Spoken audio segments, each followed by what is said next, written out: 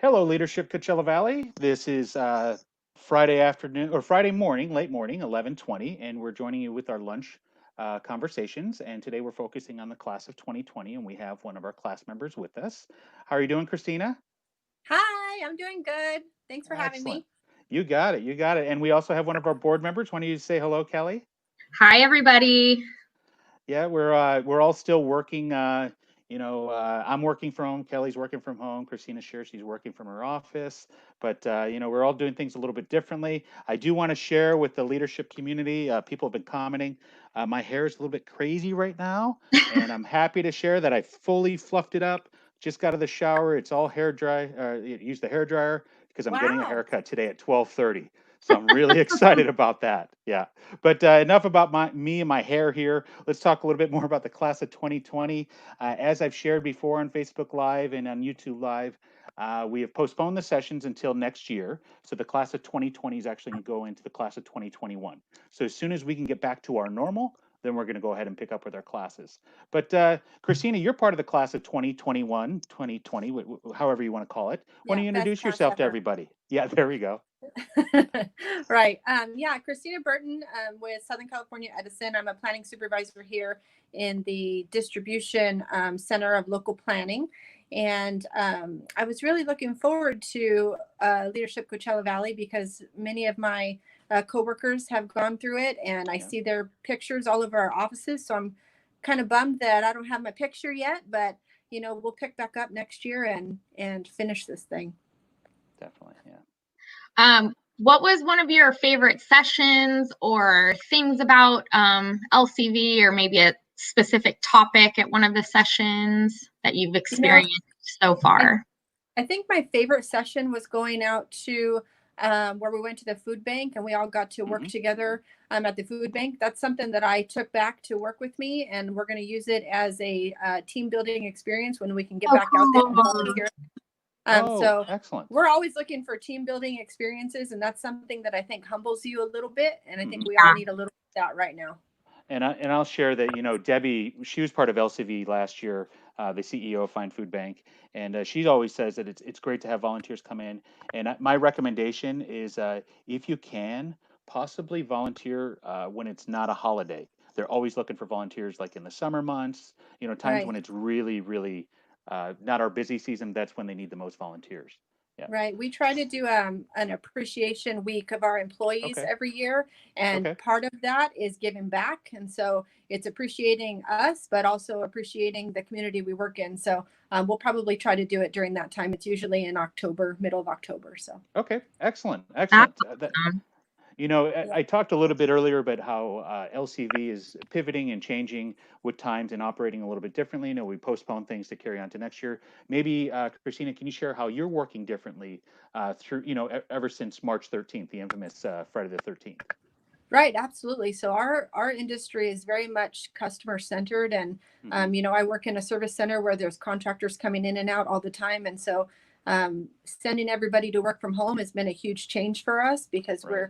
we're used to interacting all day long and having paper maps in front of us, and so transferring over to this digital thing. It took me a while just to get onto this live call today because I am not a digital person whatsoever. Okay. Okay. So I think that transition has been really tough for a lot of people, Okay. especially people that are used to, being in an office environment and seeing faces all day long. And so there's an emotional aspect to it too that has been kind of challenging for some of our employees and our coworkers. So we're dealing with that. And, after a few weeks of figuring out the computer stuff, now we're figuring out how to work without seeing each other on the daily. So Okay. I'm encouraging my employees to not just send text messages, not emails, but actual phone calls so you can Yep. hear voices and it keeps it a little bit more personal, I think. Oh, definitely. Yeah, I'll say that, I'll share that I've done more and more of these types of formats because my position with Desert Sands is I'm the director of community engagement, and I'm used to just being out and about all the time. I never spend more than 2 to 3 hours in one spot. So Right. what I've done differently is just to have more of these types of opportunities to engage our community. Kelly, how are things changed a little bit for you?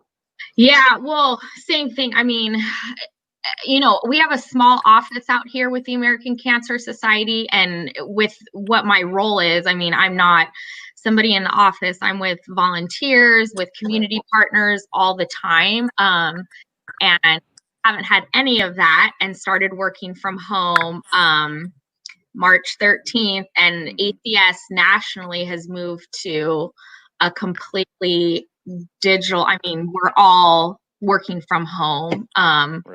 So definitely challenging, but a lot of calls like this, and then FaceTiming and actual phone calls. I don't think I've spent so much time talking or FaceTiming in my entire life as I have these last few months. So yeah, and then working from home. I mean, everybody has different challenges working from home. I don't have any kids, but I have a dog, so just different challenges working from home, and different ways of organizing your time and prioritizing to still get the job done. I agree completely on that. Definitely different. How fortunate are we that we get to have these types of interactions via this digital workspace? 20 years ago, we wouldn't have been able to do this. It would have been very, very different. So it makes a big difference. Definitely. Hey, just so you know, we've got some good amount of viewers watching us right now. We're at a baker's dozen. I'll share that. I don't know this person. Maybe you guys do. She has my same last name, Margaret Webb. Do you guys know her? Okay, I wonder if she's part of a. Hi, Margaret. Hi, Margaret. Thank you for tuning in. And we also have somebody who's always on social media with us, Rebecca Rizzo from the Greater Coachella Valley Chamber of Commerce. And class of 2009. Hi, Rebecca. 2009 props. Hi. Yeah. And it's funny. I'll tell you, Margaret and Rebecca must know each other because they're having a conversation on our feed. So she's asking her to give her a call. So it's kind of cool. Yeah. Kind of funny. But everything has been a little bit of a change for us all. But, I see that we're all getting a little bit stronger with it. People are, one thing I will say that, it's been a change. Our community's been fantastic. Absolutely fantastic in everything that's going on. Yeah, definitely. Oh, wait a second. We got one more message here. Then we'll have Kelly ask the next question. One of your fellow classmates, Christina, Eric. Oh, hi, Eric. Hi, Eric. How you doing, Eric? Hey, Eric, and anybody else in LCV, if you guys want to be part of one of our lunch conversations, just shoot me an email or direct message me direct, or you can even email the Gmail account, leadershipcv@gmail. It's going across the bottom there. Our next one is scheduled for June 12th. So we're going to have CVEP on with us. But I think, let's see here. I think Kelly has the next question. I do. So Christina, any advice or anything you want to add, or to the your class, or any of the alum that's watching, or anyone that's watching, just about what you're experiencing, and anything you want to share? I think the biggest thing is just to stay connected as much as you can. Read the facts for yourself about everything that's going on, and make your own decisions. Don't just follow one media source. Get as much information as you can, and try to make educated decisions about what's going on in the community. And maybe we don't all agree with all of the decisions that are being made, but it's not all about us. It's about our communities and making sure that we keep each other healthy and safe. So I think the biggest thing is just, watch out for each other, and just continue to put in the effort where you can. Yeah, definitely. Yeah, that's great. Yeah. And at this time, we're kind of wrapping up here. Is there any message that maybe either of you want? Kelly, I'll start with you. Is there a message that you want to say to the people that are watching, maybe people that you haven't seen in a while? Anything that you'd like to say?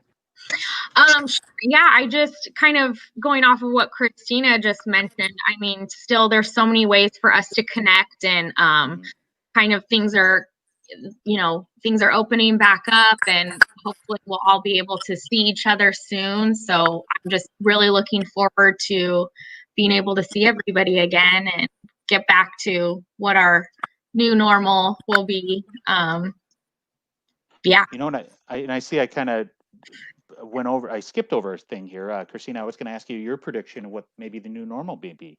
Do you have any predictions about that? Our new normal. I think that there's going to be a hybrid approach to this teleworking thing. I think a lot of people are proving that they can continue to do their jobs in different locations and, with flex schedules. So I think the new normal is going to be a little bit of this hybrid.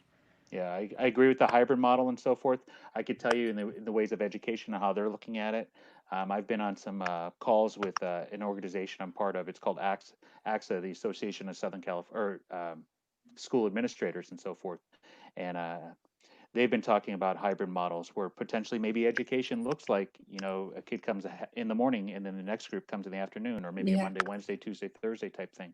But yeah, things are definitely going to change. It's kind of neat to think of it that way, because maybe the kids could get a little more one-on-one interactions with the teachers because there's less kids in class. So we'll see how that goes. Oh, definitely, definitely. And Christina, is there a message that maybe you want to say to maybe any of your class of 2020 classmates that you have not been able to interact with? Yeah, I think I just want to say that, we got a lot of momentum going on our class project right before this whole thing happened, and it all kind of came to a halt. So I'm looking forward to when we can get back together and really get our project going again, because I think it's something that the school was looking forward to, and I don't want to see it drop off. Yep. So I think we'll just, ride this thing out into next year, and hopefully everybody will be just as engaged the next time we can get together.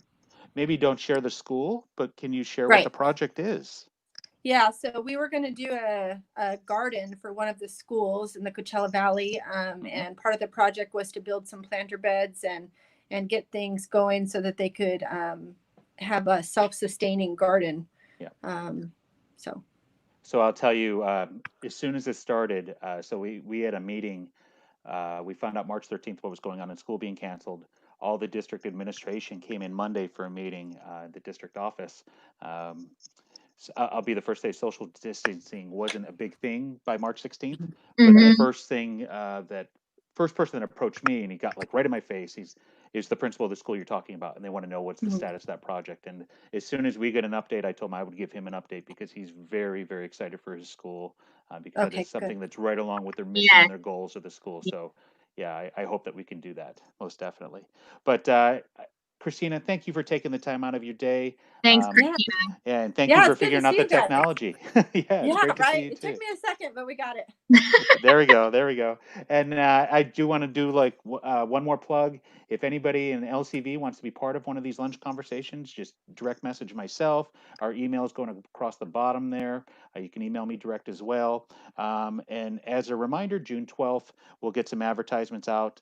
But June 12th is our next one of these, where we're going to have Laura Jones, who's also part of the class of 2020, and Joe Wallace from CVEP. And they're going to be talking about what's going on with them and so forth. But you guys be well, be safe, and we'll see you next time. Have a good one. Bye. Thanks. Bye.